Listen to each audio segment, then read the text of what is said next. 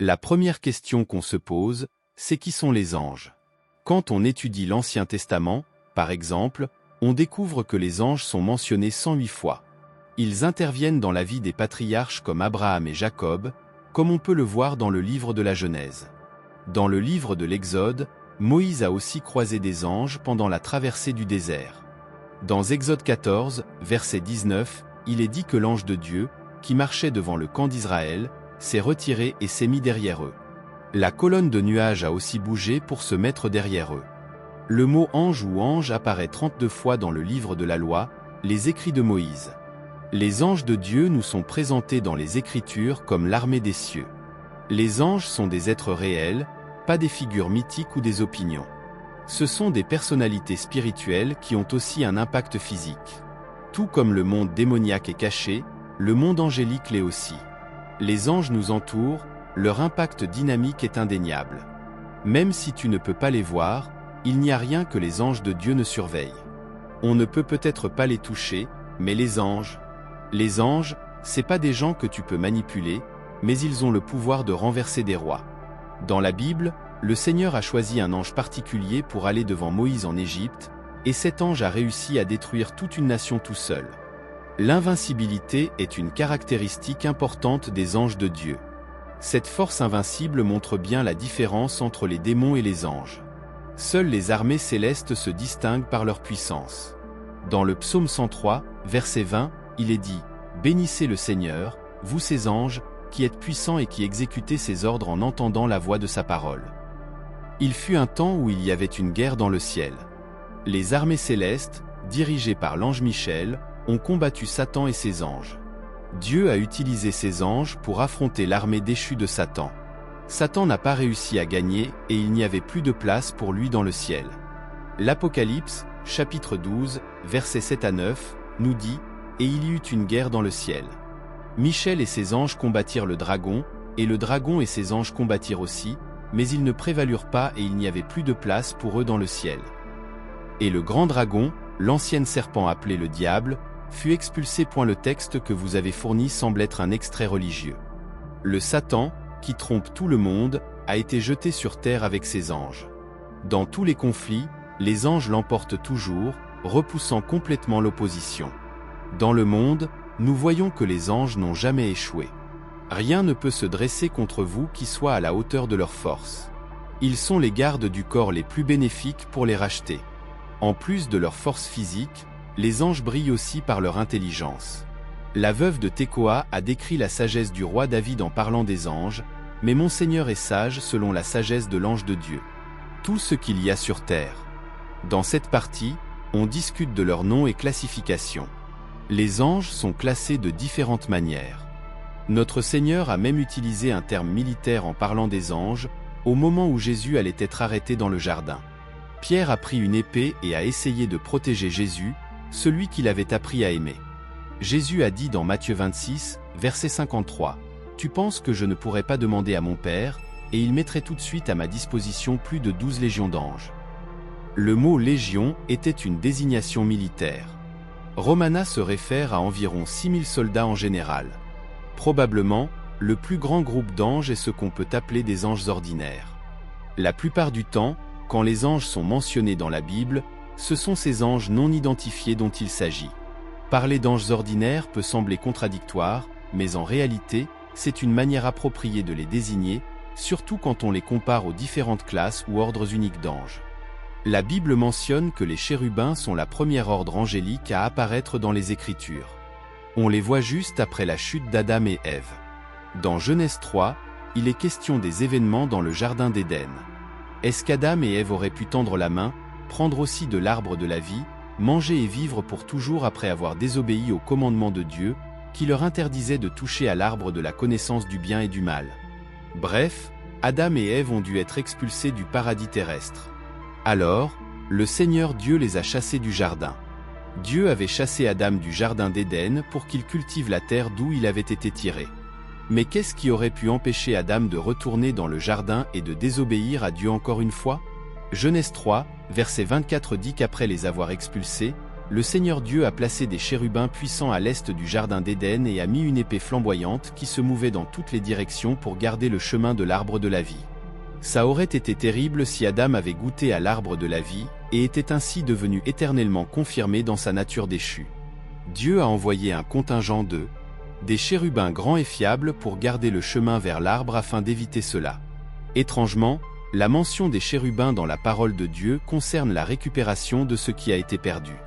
Moïse a reçu des instructions claires et précises sur la façon de fabriquer divers meubles qui seraient utilisés dans le tabernacle, comme on le voit dans Exode 25. Le premier décrit était le propitiatoire et l'arche de l'Alliance, où Dieu a promis de rencontrer et de communier avec Moïse. Ce que Dieu voulait mettre sur le propitiatoire, c'était des images de chérubins en or. Regarde cette description intéressante que Dieu a donnée à Moïse dans Exode 25, versets 18 à 20. Fais 2 chérubins en or battus aux extrémités du couvercle. Un chérubin à une extrémité et l'autre chérubin à l'autre extrémité. Ils doivent être faits d'une seule pièce avec le couvercle, aux 2 extrémités. Les chérubins doivent avoir leurs ailes étendues vers le haut, couvrant le couvercle avec elles, et ils doivent se faire face, regardant le couvercle. Un autre groupe d'anges, spécifiquement reconnu, ce sont les séraphins. Les séraphins, dans la langue. N'hésite pas à me dire si tu as besoin d'autres traductions ou précisions. Le chapitre 6 d'Isaïe parle des séraphins. Le prophète Isaïe a décrit sa vision glorieuse avec ces mots. J'ai vu le Seigneur assis sur un trône haut et élevé, et son manteau remplissait le temple. Au-dessus de lui, il y avait des séraphins, chacun avait 6 ailes. Avec 2, il se couvrait le visage, avec 2, il se couvrait les pieds, et avec 2, il volait. Isaïe 6, versets 1 et 2. Que faisaient les séraphins? Isaïe 6, verset 3 dit qu'ils se criaient les uns aux autres. Saint, Saint, Saint est le Seigneur des armées, toute la terre est pleine de sa gloire. Isaïe a tout de suite compris qu'il n'avait pas le droit d'être en présence du Saint de Dieu, et il l'a reconnu. Dans Ésaïe 6, versets 5 à 7, il a crié « Malheur à moi, je suis perdu, car je suis un homme aux lèvres impures et je vis au milieu d'un peuple aux lèvres impures, et mes yeux ont vu le roi, le Seigneur des armées. » Alors, l'un des séraphins est venu vers moi avec une braise vivante dans la main, qu'il avait prise de l'autel avec des pincettes. Il a touché ma bouche et a dit « Regarde, cela a touché tes lèvres, donc ta culpabilité sera enlevée et ton péché sera pardonné. » James, un 3e groupe spécifique d'anges, est appelé les 4 animaux. Une autre traduction serait les 4 êtres vivants. Tout comme les séraphins, ils ont 6 ailes. Chacun des 4 êtres vivants a 6 ailes et est rempli d'yeux tout autour et à l'intérieur.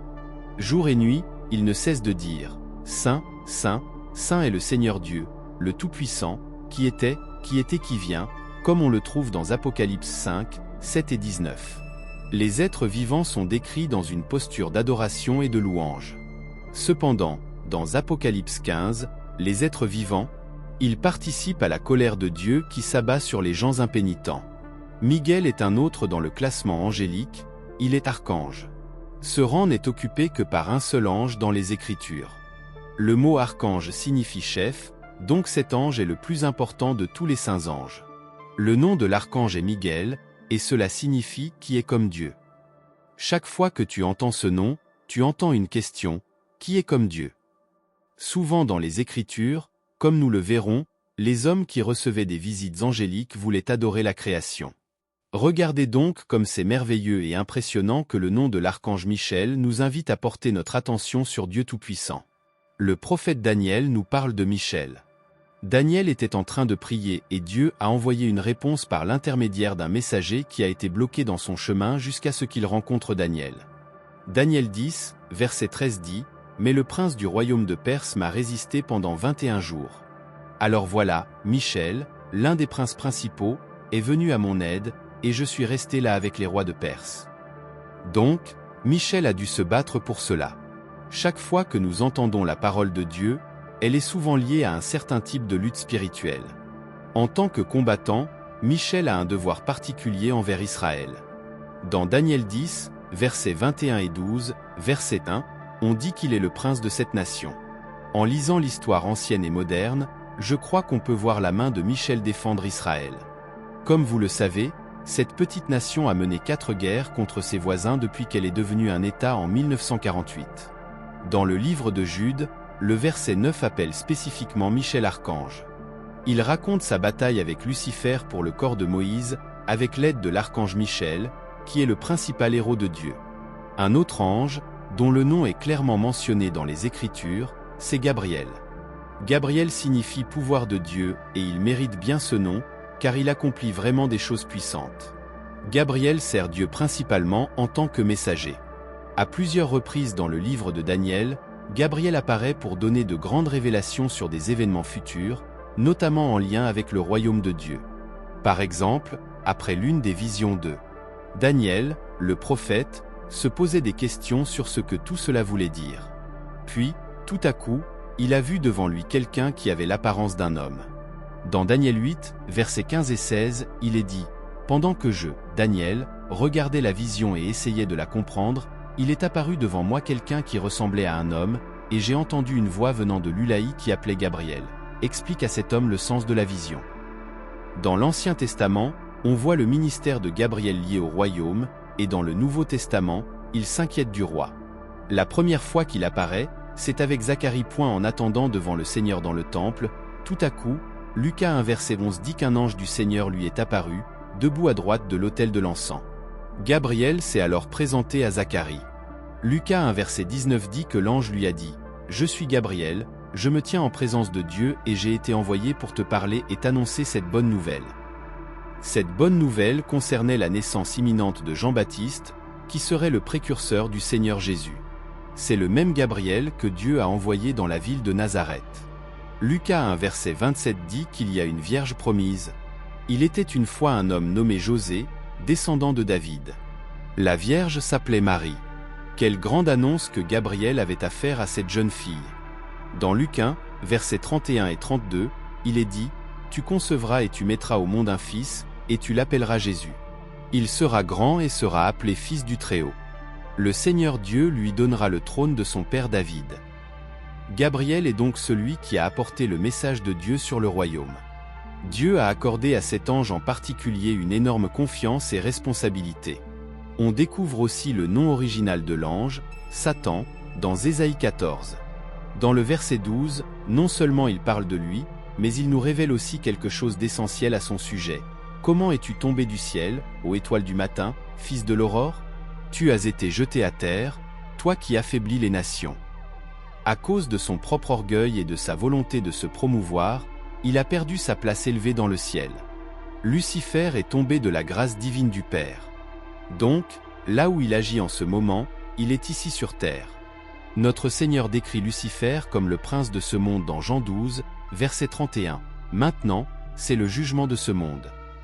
Maintenant ça commence. Le prince de ce monde a été expulsé. La terre où nous vivons est sous son autorité, tandis que les anges Gabriel et Michel n'ont, à notre connaissance, que des noms uniques. Lucifer, en revanche, a plusieurs noms qui reflètent ses aspects malveillants. Beaucoup de gens connaissent deux de ces autres noms, le diable et Satan. Jésus l'a également appelé le malin. Dans Jean 17, verset 15, il dit « Je ne te demande pas de les enlever du monde, mais de les protéger du malin. » Le livre de l'Apocalypse lui attribue plusieurs noms, y compris le grand dragon, l'ancienne serpente, le destructeur. Il y a plusieurs catégories d'anges mentionnées dans la Bible, comme les saints et les veilleurs. Le roi babylonien Nabuchodonosor a affirmé dans Daniel 4, verset 13 « Pendant que j'étais allongé sur mon lit, j'ai aussi vu dans les visions de mon esprit un veilleur, un saint qui descendait du ciel. » Daniel 4, verset 17 dit « Cette sentence est par décret des veilleurs, et cet ordre par parole des saints, pour que les vivants sachent que le Très-Haut gouverne dans le royaume des hommes, et qu'il le donne à qui il veut, et établit sur lui le plus humble des hommes. » Vers le verset 23, tu as vu, ô roi, un gardien, un saint, descendre du ciel et dire « Coupe l'arbre et détruis-le, mais laisse le tronc avec ses racines dans le sol, entouré d'un lien en fer et en bronze, sur l'herbe douce du champ. Laisse les bêtes passer pendant 7 temps. » On termine sur la notion des anges dans la Bible, une leçon sur ces êtres célestes dont la présence et l'influence traversent tant l'Ancien que le Nouveau Testament, depuis les chérubins qui gardaient le jardin d'Éden jusqu'à Gabriel, le puissant messager de Dieu, et Michel. Fais-moi savoir si tu as besoin d'autre chose. Archange guerrier qui protège le peuple d'Israël, chaque ange joue un rôle crucial dans l'accomplissement des desseins divins. Les séraphins, brûlant de dévotion, crient sans cesse la sainteté de Dieu, tandis que les 4 êtres vivants autour du trône céleste illustrent la majesté et l'adoration perpétuelle. Même Lucifer, avec sa chute dramatique, nous rappelle l'importance de l'humilité et de l'obéissance à la volonté divine. Chaque récit et vision angélique souligne la proximité et l'interaction continue de Dieu avec l'humanité. Des êtres invisibles mais puissants agissent comme des messagers, des gardiens et des guerriers célestes, toujours prêts à exécuter les commandements. Gardons cette conscience vivante dans nos cœurs, en sachant que nous ne sommes pas seuls dans notre cheminement spirituel. Aujourd'hui, si tu souhaites te réconcilier avec notre Sauveur Jésus-Christ après t'être éloigné de ses voies, ou si tu veux commencer un nouveau parcours vers le salut éternel, écris en dessous « Je t'accepte, Seigneur Jésus, comme mon unique et suffisant Seigneur et Sauveur de ma vie ». À la prochaine.